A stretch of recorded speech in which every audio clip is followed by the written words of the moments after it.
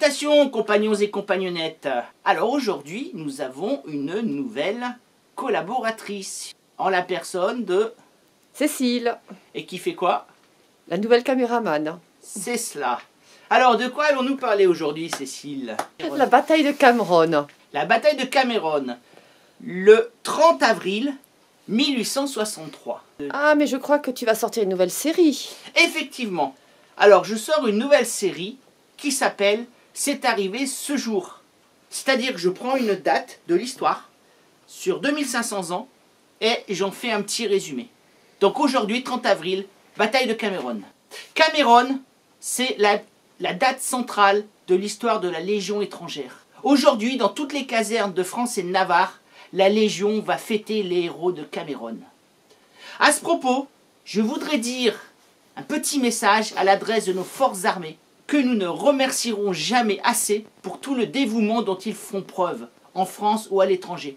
À ce propos, je pense à un petit gars du côté de Verdun et un autre du côté de Fréjus. Ils se reconnaîtront. Cameron, c'est au Mexique.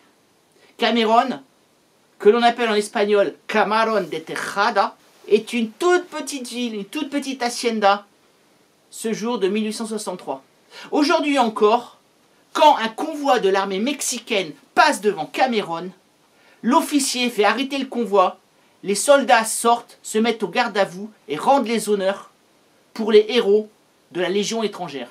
Alors, nous sommes dans un conflit qui est quasiment oublié de l'histoire de France, qui prend date au temps du règne de Louis-Napoléon Bonaparte, Napoléon III, sous le Second Empire.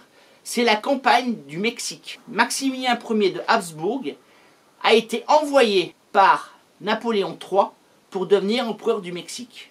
C'est qui, Maximilien? Maximilien de Habsbourg, c'est un Autrichien, et vous le connaissez tous. Enfin, exactement, c'est le frère de François-Joseph Ier. François-Joseph Ier, le mari de Sissi. Impératrice. Sissi impératrice, exactement. C'est aussi le frère puiné de Charles-Louis de Habsbourg, qui est lui-même le père de François-Ferdinand l'archiduc. Celui-là aussi, vous le connaissez. Il nous a valu 4 années merveilleuses au début du XXe siècle. Tu vois de quoi je parle?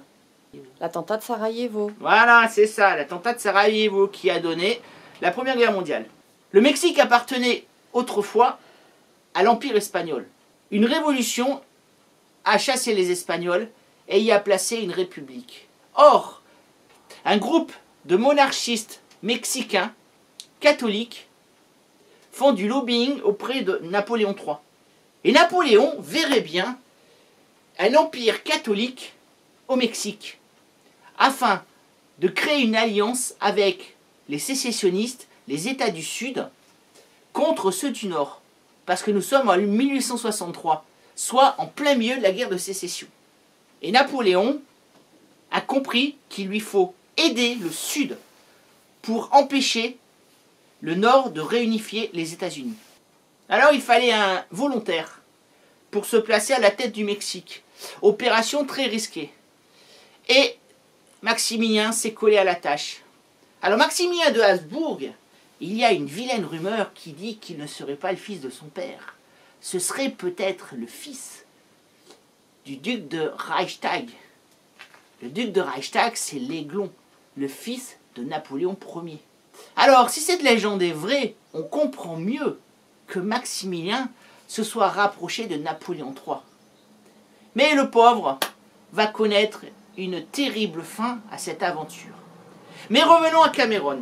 Napoléon a donc fait envoyer de nombreux contingents de soldats français pour asseoir le pouvoir de son lointain cousin. Et parmi ces troupes, il y a la Légion étrangère. Deuxième régiment de la Légion étrangère de Sidi Bel Abbès en Algérie, qui est commandé par le colonel Jeanne Ingros, est envoyé au Mexique. Il lui faut sécuriser la route entre Cordoba et Veracruz. Alors on demande un volontaire. Et c'est le capitaine d'Anjou qui s'y colle. Le capitaine d'Anjou, celui qui a perdu une main dans la guerre de Crimée. Déjà un héros. Il prend 62 hommes avec lui et ils partent. Malheureusement pour eux, ils vont se trouver face aux 6000 hommes du colonel Francisco de Paula Milán. Ce colonel va dépêcher 2000 hommes pour poursuivre les légionnaires qui vont se réfugier dans une toute petite hacienda d'un tout petit hameau, Camarón de Tejeda. Alors, on leur demande de se rendre. Évidemment, 62 hommes contre 2000, le jeu est vite fait. Mais, dans la tête du capitaine d'Anjou, on ne se rend pas. On est légionnaire. On va se battre jusqu'au bout. Les Grecs ont eu le défilé des Thermopyles. Les Américains, Fort Alamo. Pour les Français, ce sera Cameron. Alors, la résistance s'organise. Les troupes mexicaines, inlassablement, viennent à l'assaut. Ils se font massacrer par les tirs précis des Français. Mais peu à peu, tous ces héros tombent les uns après les autres durant toute cette journée. Blessés ou tués, le capitaine d'Anjou reçoit une balle en plein cœur. C'est son sous-lieutenant qui va le remplacer. Bientôt remplacé lui-même par un simple caporal. À la fin, les Mexicains mettent le feu autour de l'hacienda pour asphyxier les hommes. Les légionnaires ne se rendent toujours pas. Alors, nouvel émissaire, un Mexicain dont la mère est française et qui parle français. Il leur demande de se rendre. Pas question, on continue. On se bat jusqu'au bout, jusqu'au dernier homme. Pendant 10 heures, ils vont résister. Mais à la fin, le caporal Maine accepte de se rendre. Mais il faudra que l'armée mexicaine prenne soin des blessés et enterre les morts avec honneur. L'officier mexicain répond « On ne refuse rien à des hommes tels que vous. » Alors, les derniers légionnaires sont amenés devant le colonel mexicain. Et il aura cette phrase en espagnol. « Pero estos no son hombres, son demonios. » Mais bon sang, ces hommes n'en sont pas, ce sont des démons. Il y a 5 survivants debout, 17 blessés évacués et 40 morts. L'un d'eux est laissé pour mort. Il réussira à ramper et à se sauver seul. Et en face, 190 Mexicains sont tués et ils ont 300 blessés. Les hommes qui sont morts dans l'honneur seront néanmoins dépouillés par les pauvres paysans du coin. Et la prothèse en bois, la main du capitaine d'Anjou, sera perdue. Le 20 juillet 1865, un lieutenant autrichien qui s'appelle Gruber va retrouver cette main chez le propriétaire français d'un ranch aux alentours de Tezhuitlán. Et il l'achète pour la somme de 50 piastres. Aujourd'hui, cette main se trouve dans le musée de la Légion étrangère à Aubagne. Chaque 30 avril, au matin, la main est sortie et elle est transportée par un légionnaire d'élite, telle la relique d'un saint.